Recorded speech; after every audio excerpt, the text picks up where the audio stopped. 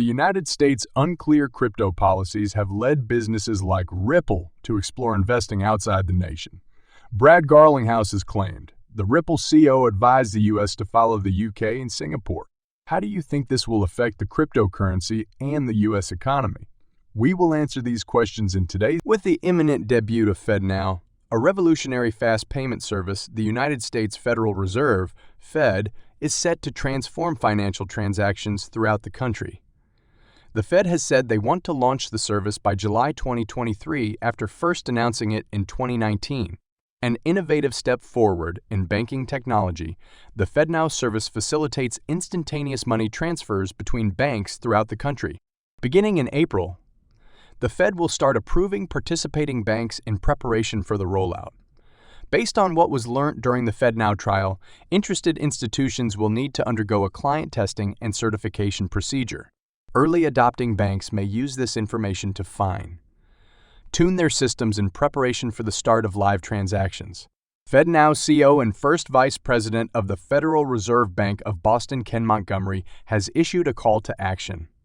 He has encouraged banks to be ready for the upcoming launch, saying that the FedNow service is available to any bank that is required to be licensed by the government. This occurs when curiosity in decentralized ledger technology, blockchain, continues to rise. Ripple is a blockchain business with ties to the XRP cryptocurrency that aspires to provide low-cost, instantaneous cross-border payment solutions for financial institutions. Banks may use XRP for quick transactions, thanks to Ripple's liquidity hub. Stellar Lumens is another important player in this market, since it is a blockchain-based payment network that facilitates cheap and quick international transactions. It seems, however, that FedNow may provide a problem for these blockchain-based alternatives. A major step in connecting conventional banking with decentralized finance has been announced with the integration of FedNow with Metal blockchain. This will enable for instantaneous conversion between money and stablecoins. FedNow is now in competition with other stablecoins and cross-border payment networks like Ripple's XRP and Stellar Lumens, XOM. FedNow's appeal rests in its potential to provide a more efficient and less expensive alternative to the existing centralized payment system, which may take days to process payments even on business days. This suggests that banks would wish to monitor FedNow's progress.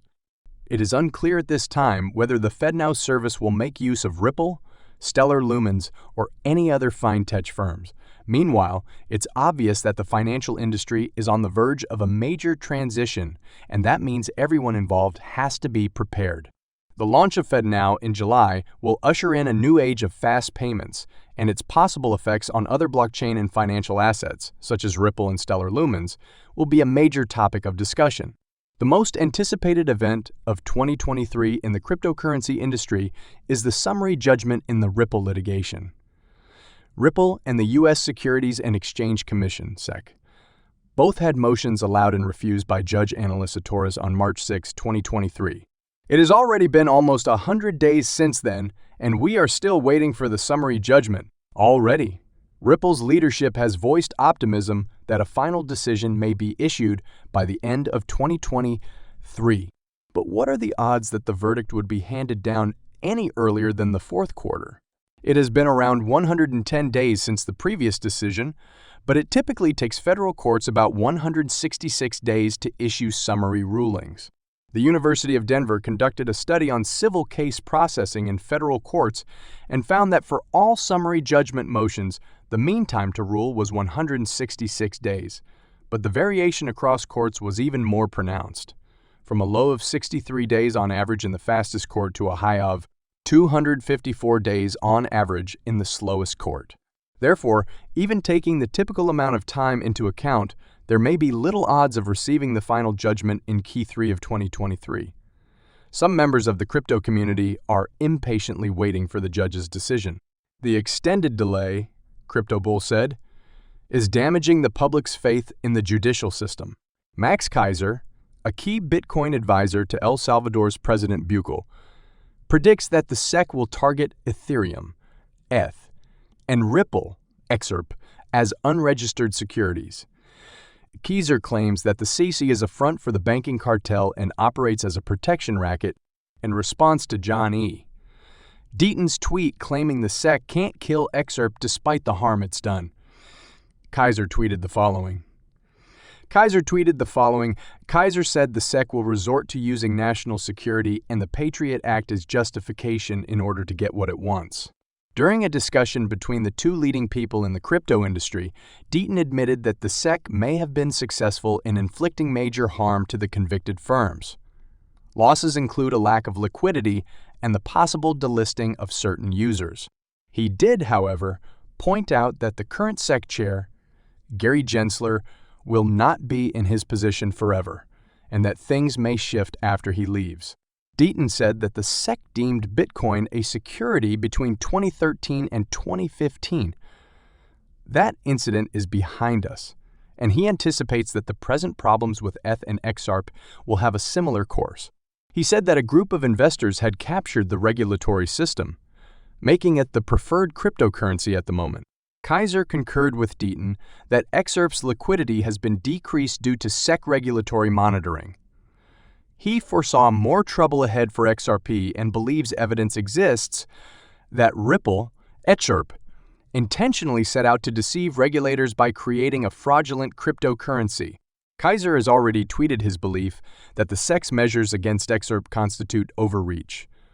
But he believes the regulatory authority will stop at nothing to stop the idea. Kaiser maintains that XRP will be destroyed by the SEC and that the end of the project is just a matter of time. Prominent Bitcoin advocate Max Kaiser has spoken out with his forecast for the result of the case pitting Ripple against the U.S. EOS Securities and Exchange Commission (SEC). Kaiser says he thinks Ripple will lose the court and that XRP is marked for death. The current case, Kaiser tweeted recently, is not about the law, but rather about eradicating XRP. According to him, SEC chair Gary Gensler was tasked with destroying XRP. Kaiser further said that El Salvador's acceptance of Bitcoin as legal cash was an important step toward ignoring other cryptocurrencies that are considered unregistered securities. Kaiser also made some remarks on prominent companies' initiatives to provide spot Bitcoin ETFs. Recently, WisdomTree, a prominent ETF provider, followed BlackRock in applying to the SEC for permission to create the WisdomTree Bitcoin Trust. Kaiser commented that the SEC's enforcement activities have affected both individual players and crypto exchanges, paving the way for these bigger firms to join the Bitcoin industry. Kaiser, who is well known for his unwavering Bitcoin advocacy, has repeatedly called XRP a shitcoin and other derogatory terms in his criticism of altcoins. In the continuing litigation against Ripple, he has sided with the SEC's claims that XRP is a security. When the SEC takes action against other cryptocurrencies, Kaiser usually uses the occasion to bash the XRP community. Members of the XRP community have shown they are willing to defend the cryptocurrency against Kaiser's claims. Interestingly, CryptoLaw's John Deaton echoed one of Kaiser's claims about the SEC. Deaton agreed with the assessment that SEC chair Gary Gensler is trying to reduce competition by preserving incumbents and the status quo. The continuing discussion over XRP's legal standing and the role of regulatory agencies in influencing the crypto ecosystem is enriched by Kaiser's forecasts and critiques, which come as the Ripple VZ. SEC litigation proceeds. The Monetary Authority of Singapore, MAS, granted Ripple's Singaporean affiliate Ripple Markets APAC Pte. A major payments institution license on June 22. The company also used Twitter to reveal its expanded presence in Asia and Oceania. According to Ripple CEO Brad Garlinghouse, the MAS is still in the vanguard of digital asset regulation because it sees the value of cryptocurrencies in commercial and consumer settings. On June 27th, as part of Ripple's partnership with the MAS, Garlinghouse will speak at a seminar in Switzerland about how investment and clear legislation may aid in the development of digital assets. Ripple's chief legal officer Stu Alderodi